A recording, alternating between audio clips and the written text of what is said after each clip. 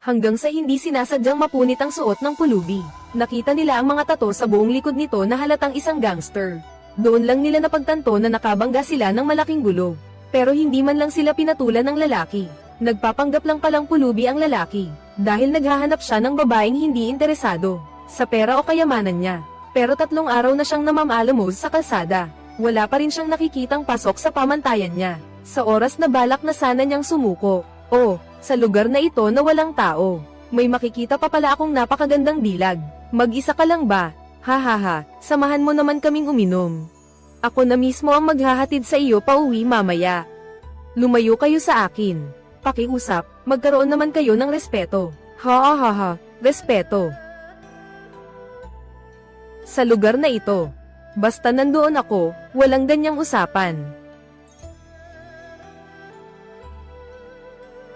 Huwag mong sayangin ang kabutihan ko, miss. Bitawan mo ako, ang taba mo. Ano ang sabi mo?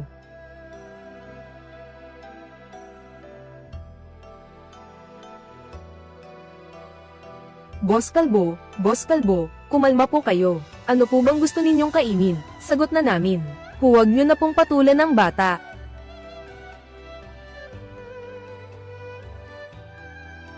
Umalis ka nga dyan. Wala kang karapatang magsalita rito. Boss.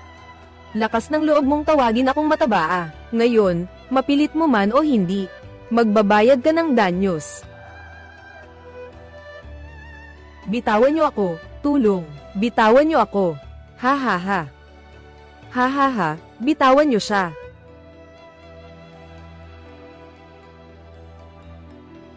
Isang grupo kayo ng mga lalaki na nambubuli ng babae.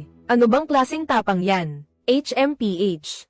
Hoy bata, sino ka ba sa akala mo? Para pakialaman ang negosyo ko. Ang pangalan ko ay Gu Chengzhou. Tatandaan mo, Gu Chengzhou. Wala akong pakialam kung ano ang pangalan mo. Dahil nakialam ka sa akin ngayon, magbabayad ka. Huwag mong ang gamitin ang ako na parang ang laki mo. Bibigyan kita ng 3 segundo. Humingi ka agad ng tawad sa babaeng to at sa boss. Tapos maglaho ka na sa paningin ko. Ha, narinig mo yon. Sa panahon ngayon, may mga dukhang bata pa lang, nagkukunwaring malakas gaya ng mga big boss. Kunwari ay bayani, ililigtas ang dalaga. Hindi ka ba talaga natatakot mamatay? Kung ganon, ako na mismo ang tatapos sa'yo ngayon. Bitawan mo ako. Binigyan kita ng pagkakataon. Ikaw mismo ang tumanggi. Ang kamay ko, mababali na. Ang galing pala ng batang to. Pati si Kalbo, napigilan niya. Ano pang tinutunga-tunganga nyo? Sugurin nyo siya. Ay ho, mag-ingat ka. Masyado silang marami. Hindi ibig sabihin na marami sila, uobra sila.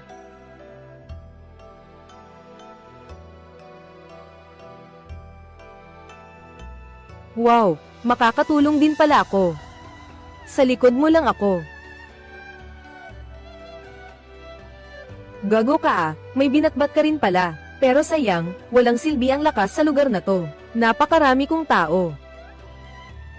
Patay na, tatawagan na niya si Mabiao. Sino ba yang si Mabiao? Siya ang tunay na nagpapatakbo sa lugar na to. Si Kalbo ay aso lang niya. Hindi ko siya maabot. Biawge, pinagbuhatan ako ng kamay dito sa night market. Sino namang may lakas ng loob gumawa niyan? Ang tapang mo talaga, bata ka. May gana ka pang paghingiin ako ng tawad. Pigilan nyo lang siya, papunta na ako. Diba ang yabang mo kanina? Kung may bayag ka, huwag kang aalis. Huwag kang mag-alala, wala akong planong umalis. Habang nangyayari to, hindi ba mas mabuting umalis na tayo? Kung aalis tayo, paano na ang boss? Paano na tong pwesto niya? Miss, umalis ka na habang maaga. Hindi mo kayang makialam sa gulo na to. Dahil sa akin kaya ito nagsimula. Hindi ako aalis ng ganito lang. Taga Tiancheng Group pala. Akala ko kung sino na, hindi lang pala basta babae ang kinakalaban ko. Interesting. Ibalik mo sa akin ang gamit niya. Ibalik niyo sa kanya yung gamit. Huwag kang magmadali. Hintayin muna natin si Biawge. Tingnan natin kung makakapagsalita ka pa sa akin ng ganyan pagdating niya.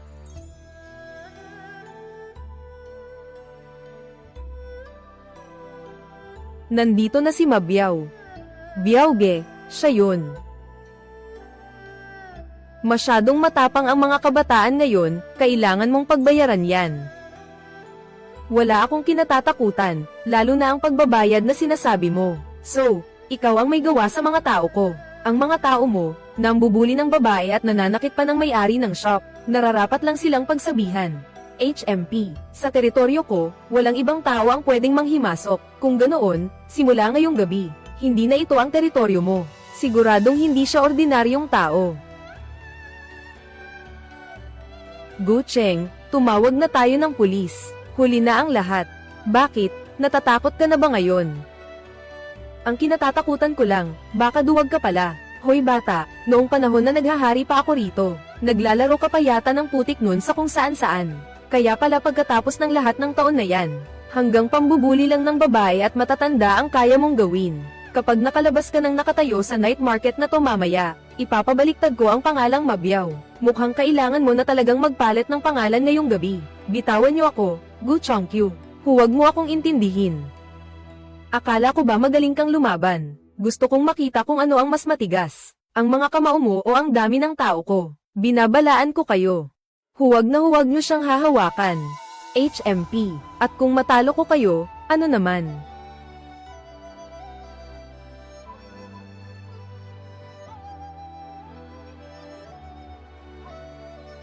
Sino ka ba talaga? Hindi mo karapatang malaman. Masyadong maraming sikretong tinatago ang lalaking ito. Aminado akong magaling kang lumaban, pero ano naman ngayon? Sayang. Sa mundong ito, hindi lang puro lakas ng kamao ang kailangan para mabuhay ng matagal. Patay na, tinatawag niya si Wei Sanye. Sino naman yang Wei Sanye na yan? Siya ang dahilan kung bakit malakas ang loob ni Mabiao rito. Dahil lang yan sa backer niyang si Boss Wei. Yung taong yun, walang sino mang nangangahas na kumantay dahil talagang mapanganib siya. Sinasabi mo, si Boss Wei, nakaranas ako ng problema sa night market. Anong problema? May isang batang hamak na walang takot sa kamatayan ang nanakit sa mga tauhan ko. Nagbanta pa siya na ngayong gabi, palalayasin niya ako sa kalye na to. Hulihin niyo siya. Magpapadala ako ng tao. PWE. Hoy bata, mahilig ka palang manghimasok, di ba? Ngayong gabi, hindi lang kita pipiliin. Papanoorin pa kita mismo habang ginagawan ko ng masama ang babaeng to. Dahil sa'yo, mamalasin siya. Subukan mong hawakan siya. Sisiguraduhin kung hindi mo na masisilayan ang sikat ng araw bukas. Ha ha ha. Nagbabanta ka pa. Sino ka ba sa akala mo, ha? Umalis ka na, talagang paparating na ang mga tauhan ni Boss Wei. Patay na, hindi lang to mga tauhan ni Mabiao. Mga tao to ni Boss Wei. Guo Chengzhou, masyado silang marami. Akala ko ba napakatapang mo? Nandito na ang mga tauhan ni Boss Wei ngayon. Gusto ko lang makita kung anong gulo pa ang kaya mong gawin ngayong gabi.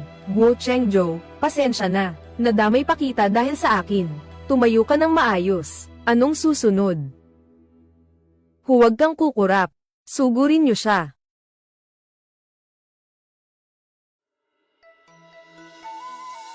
Ah.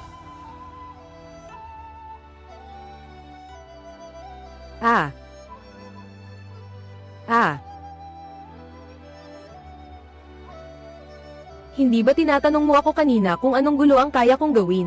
Eto ang gulo na kaya ko. Tao ka ba talaga? Hindi siya mapatamba ng ilang dosenang tao. Sino ba talaga ang batang to? Hindi maaari, hindi to pwede. Huwag kang lalapit, Boss Wei, tulungan niyo ako.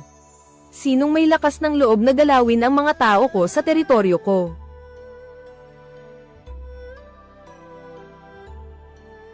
Hindi pwedeng maglasik ng lagim ang kahit sino rito sa lugar ko.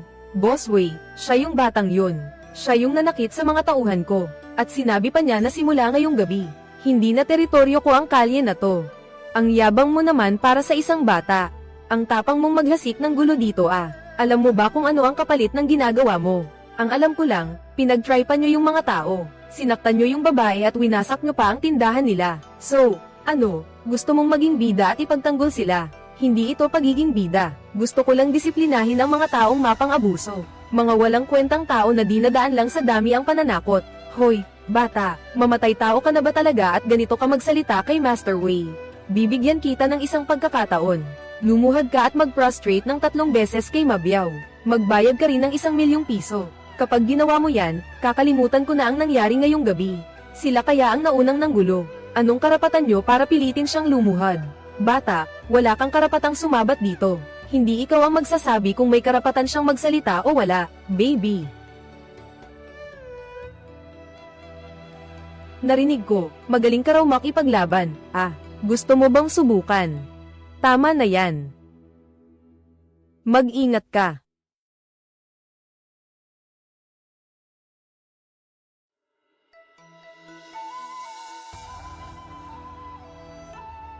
Mukhang interesante to, sayang lang. Wala kang kwenta. Huwag kayong gagalaw. HMPH, bata. Nagbago na ang isip ko. Anong ibig mong sabihin? Ngayong gabi, mamili ka, lumuhad ka, o wawasakin ko tong tindahan na to, at dadalhin ko silang dalawa. Narinig mo ba yun, bata? Lumuhad ka. Huwag ka nang magmatigas, kahit gaano ka kagaling, hindi mo sila kayang protektahan lahat. Pinakaayoko sa lahat yung ginagamit ang mga inosenteng tao para pagbantaan ako. Hey, so ano ngayon? Kanina pinapaluhod mo ako, ngayon, siya ang luluhod para sa akin. Master Wei, pilayin mo siya, gawin mo na. Bao, baliin mo ang mga binti niya. Gu Cheng, Xiaojin. Tingnan nyo dali, si Abo, hawak na rin nila. Anong klaseng mga tao ba talaga kayo? Sunod. Ikaw ba yan? Guo Chengxiang, may hawak siyang kutsilyo. Hoy, bata, akala mo porke marunong kang lumaban, ngayong gabi, ipapakita ko sa'yo kung sino ang binangga mo. Guo Chengxiang. Subukan mo lang akong galawin. Dapat ka pang magpasalamat, dahil hindi tumama yung kutsilyo sa kanya kanina. Ano pang tinutulalan nyo dyan? Tulungan nyo si Master Wei. Masyado silang marami. Di mas maganda, papuntahin nyo pa silang lahat dito. Anong ibig mong sabihin?